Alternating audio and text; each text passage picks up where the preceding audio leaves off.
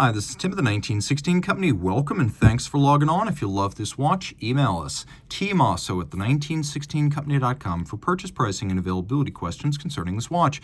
Today, we are discussing one of the most beloved Patek Philippe references of the modern era, made from 2004 to about 2010, with maybe a trickle coming out in 2011.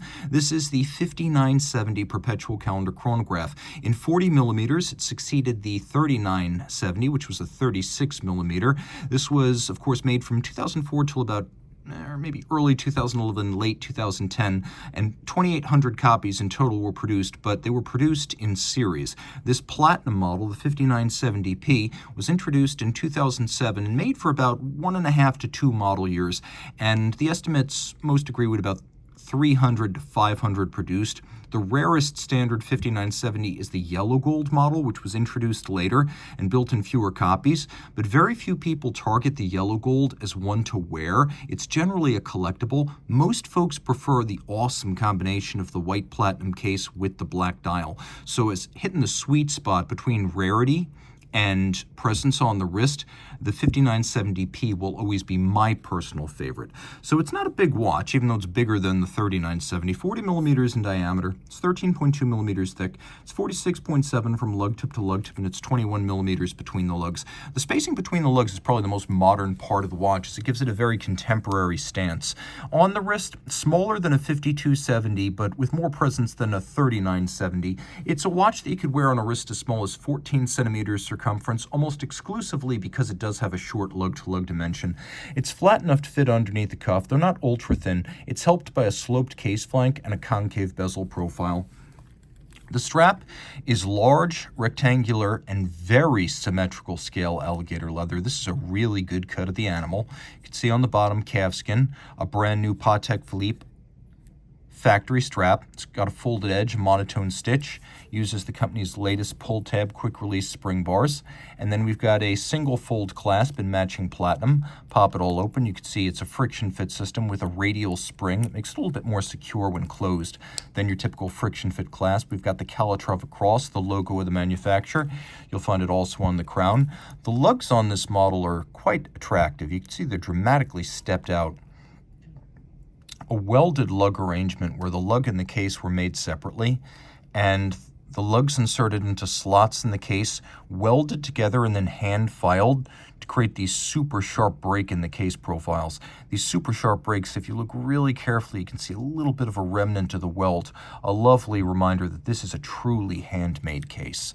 A bunch of little pusher adjusters. Patek Philippe continues to use a very conventional and old school multi-setting system, and internally the Perpetual calendar is old school. It's a grand lever system with a program wheel.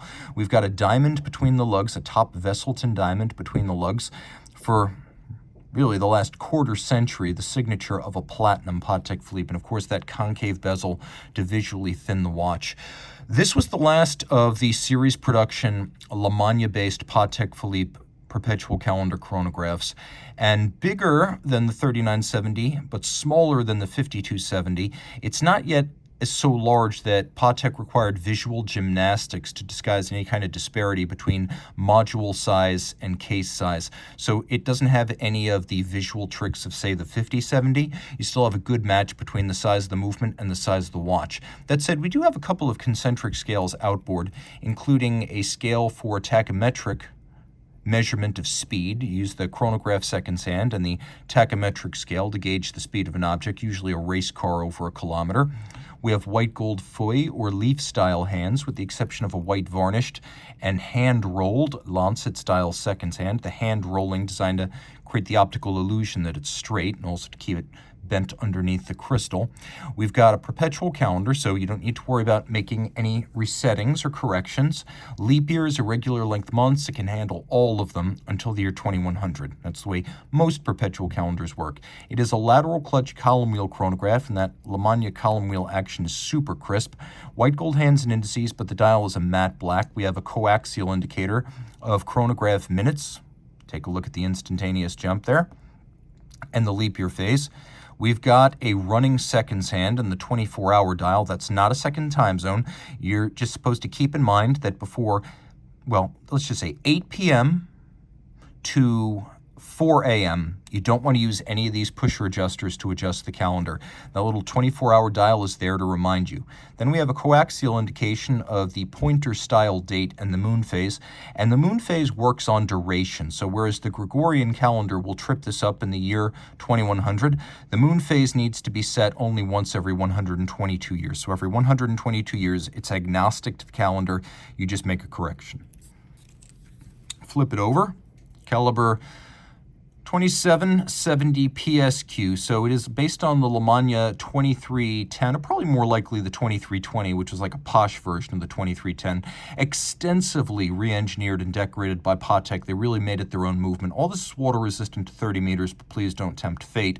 You can see that it features a capped column wheel with excellent feel. That is Geneva style, a capped column wheel.